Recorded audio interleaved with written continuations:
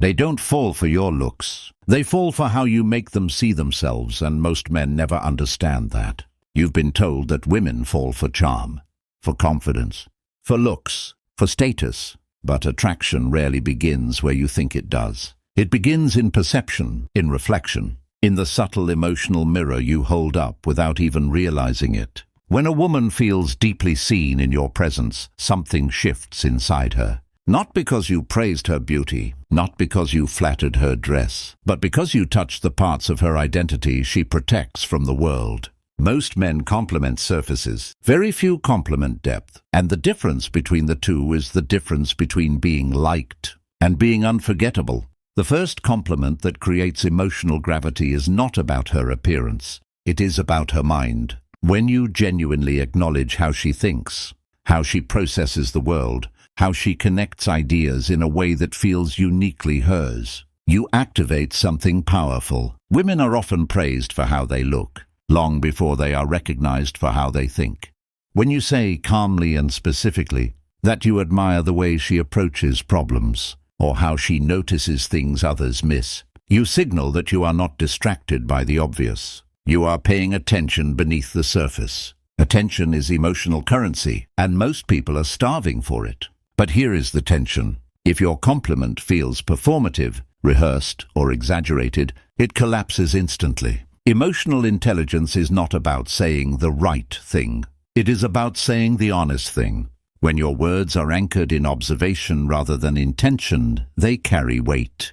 The second compliment touches her strength, not the loud strength, not the curated strength she posts online, the quiet resilience, the way she handled something difficult without announcing it.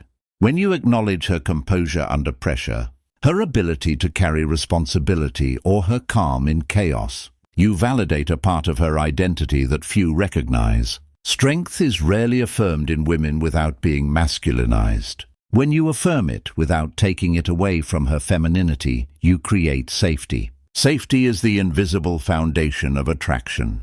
The third compliment speaks to her emotional awareness. You might tell her that you appreciate how she reads people accurately, or how she senses shifts in energy before anyone else notices. This does something subtle. It tells her that you trust her perception. Trust is intoxicating when it is earned. It makes her feel aligned with you instead of tested by you. And when she feels aligned, her guard lowers. Not because you forced it down, but because it no longer needs to be up. The fourth compliment affirms her values. Not her opinions, not her preferences, her values. When you notice that she stands by what she believes, even when it's inconvenient, you signal that you are observing her character. Character-based compliments create long-term emotional anchoring. Physical compliments create momentary dopamine. Character compliments create attachment.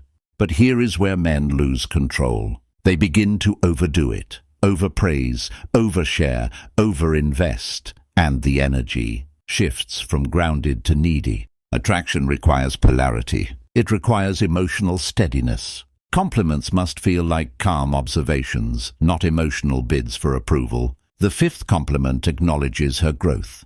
When you say that you admire how far she has come, or how she has evolved, you connect with her timeline. Everyone wants to feel seen in motion, not frozen in a single identity. By recognizing her progress, you affirm her past without defining her by it. That creates emotional depth. Depth creates bonding. There is a psychological principle at play here, even if you never name it. People feel closest to those who validate their core, self-concept without threatening their autonomy.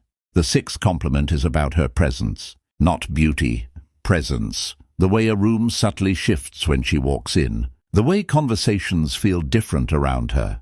When you articulate that her presence changes the atmosphere, you elevate her from object to influence. Influence is powerful. It positions her as someone who affects the environment rather than someone who decorates it. The seventh compliment acknowledges her boundaries. This one is rarely used.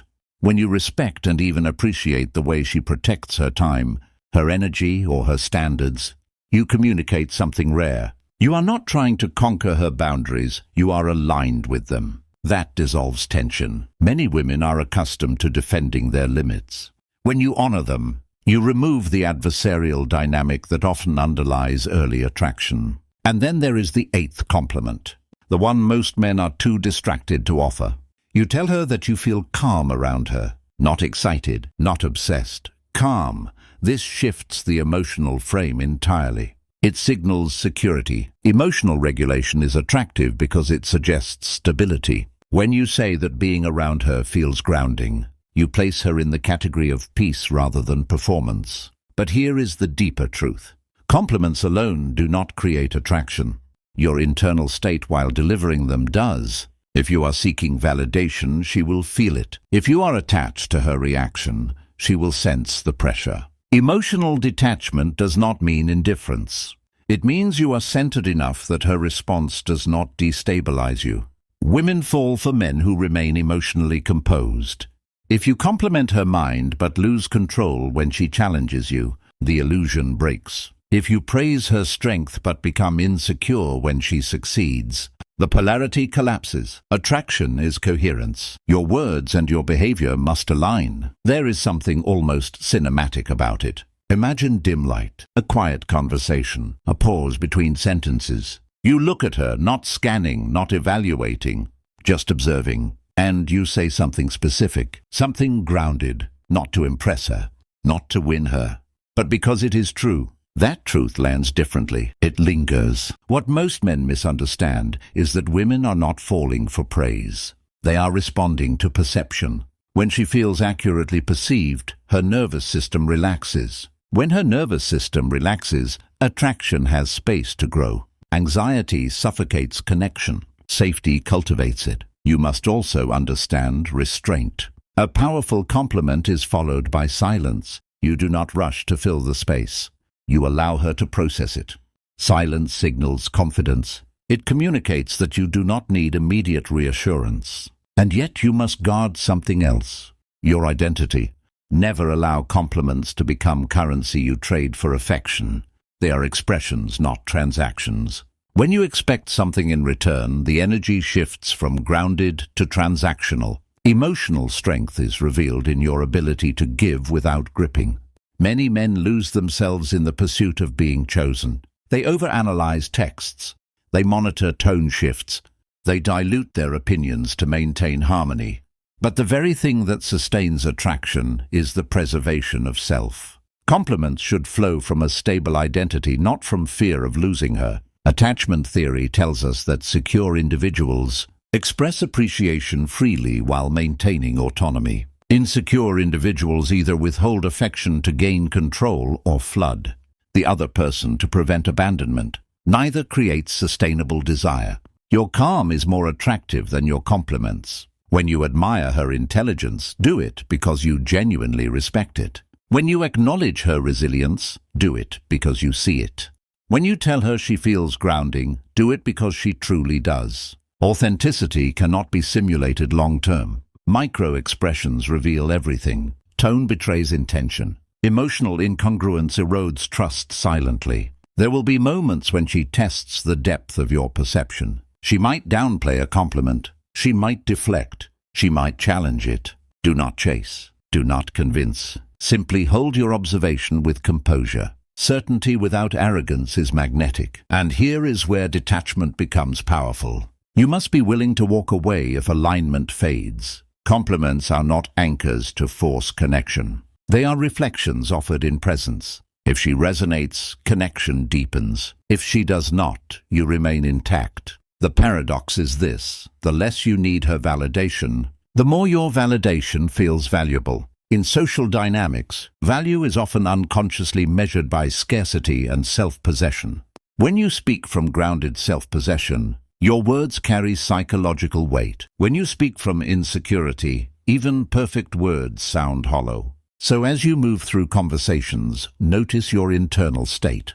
Are you centered, or are you hoping she reacts a certain way? Attraction is less about the sentence you deliver and more about the nervous system you embody. When a woman falls for you, it rarely feels explosive at first. It feels gradual, subtle, like something unfolding quietly beneath the surface. She begins replaying moments, recalling how you noticed things others didn't, how you respected her boundaries, How you didn't flinch when she revealed vulnerability.